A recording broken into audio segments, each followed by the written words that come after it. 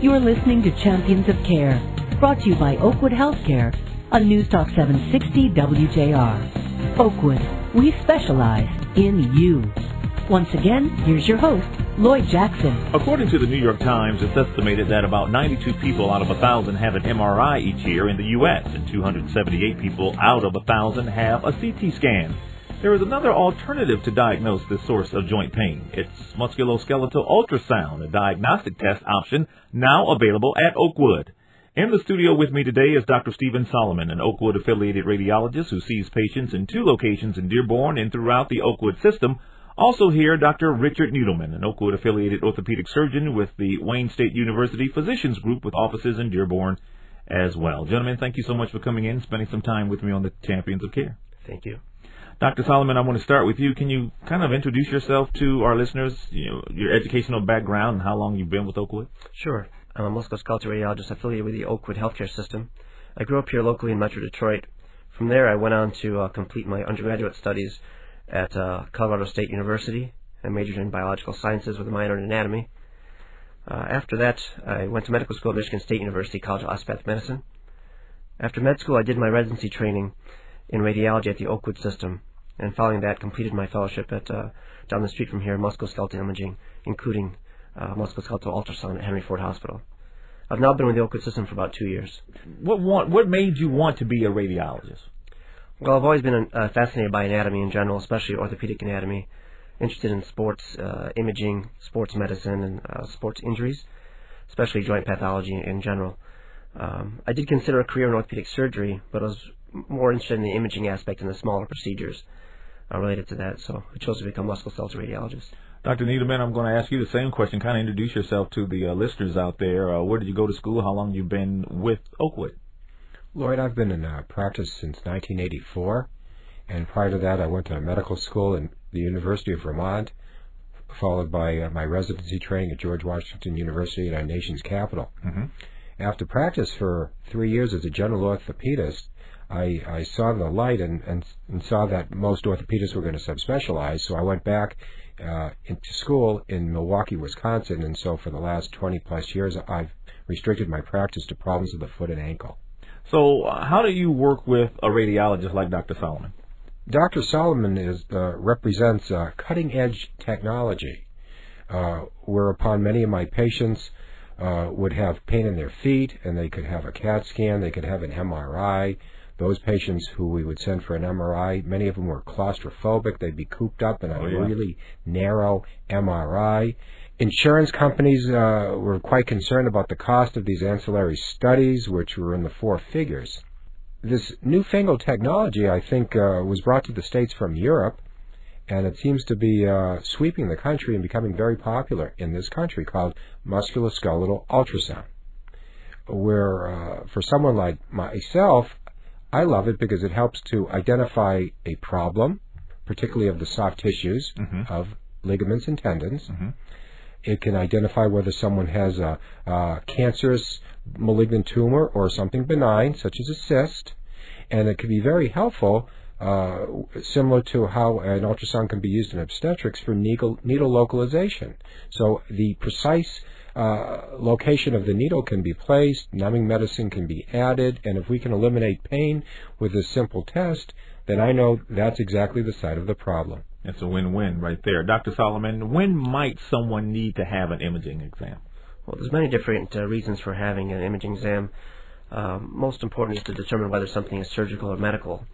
But in general, many different symptoms that different patients have lead us to needing imaging studies. Mm-hmm. It also helps in the emergency room determining the acuity of someone's injury.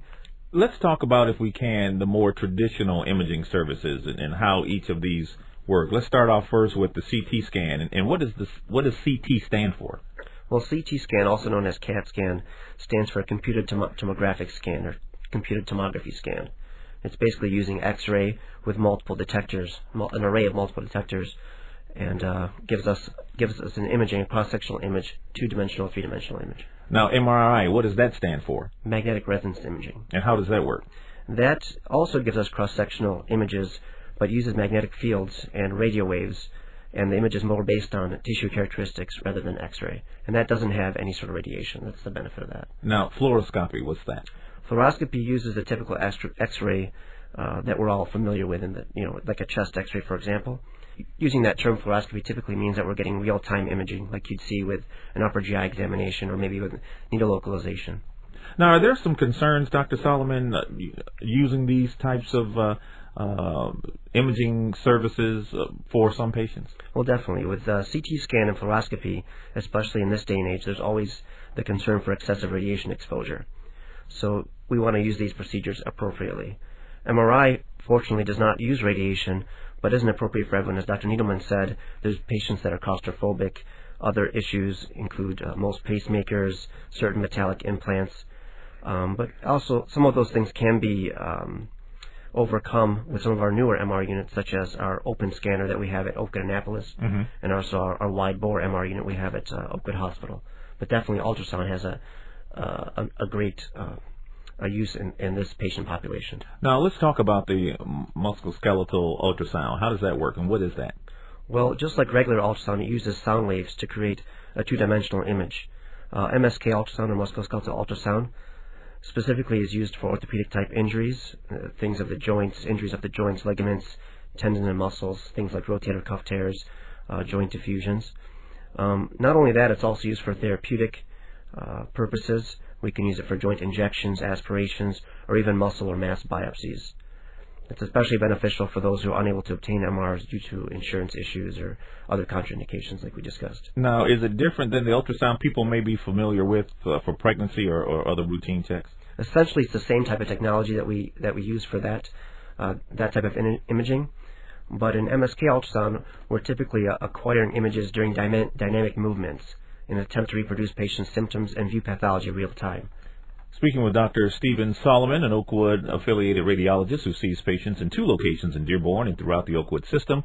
Also here with me this morning is Dr. Richard Needleman, an Oakwood-affiliated orthopedic surgeon with the Wayne State University Physicians Group with offices in Dearborn as well. Dr. Needleman, what are the benefits of musculoskeletal ultrasound from your perspective as an orthopedic surgeon? This cutting-edge technology is quite beneficial because it helps me determine in a much more precise fashion where and why my patients hurt. That literally the tendons can be seen to be moving as if it was a movie, and frequently it could be seen that there might be tendinitis around the tendon or within the tendon or even tendon tears. And if there's a question of whether this is what's causing the pain or not, Dr. Solomon can essentially stick a needle with the guide of an ultrasound and put a little numbing medicine right nearby and see if the pain is eliminated or not. What are some of the more common reasons someone might need to have this type of exam?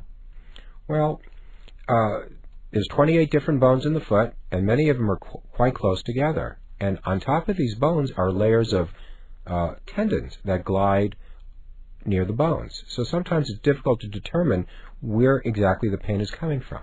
So the needle can be placed on one location, maybe in one of the joints, such as the ankle joint, or maybe a joint just underneath the ankle joint called the subtalar joint, or it could be placed within tendons that cross either of these joints, and we can determine, is the pain coming from the ankle, the subtalar joint, or the tendons on the inside or the outside of the ankle. So how do you decide, Dr. Needleman, what type of scan a patient might need for diagnosing a certain issue?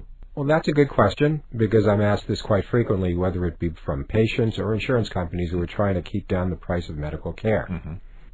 One advantage of musculoskeletal ultrasound is cost, because it's much cheaper than MRI, so this might be a go-to test. The other advantage of this study is that it's quick.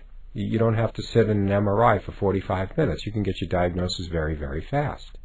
These machines are portable. Interestingly enough, they are going to be brought to the Olympics. They have been brought in outer space, and they are in the emergency room. So I can foresee a use well into the future, maybe the near future, of on the field at a high school event in addition to a college event, too. So could a patient come in and say, listen, doctor, I like to have the musculoskeletal ultrasound instead of the MRI, or is that something that the physician needs to determine? You know, my patients challenge me on a daily basis And I am very open to patients coming up to me and saying, is this a situation that we should get a musculoskeletal ultrasound? And, the patients are right quite a bit of the time, and I think they should go ahead and ask for it. And we'll talk about whether it might be the proper thing to do.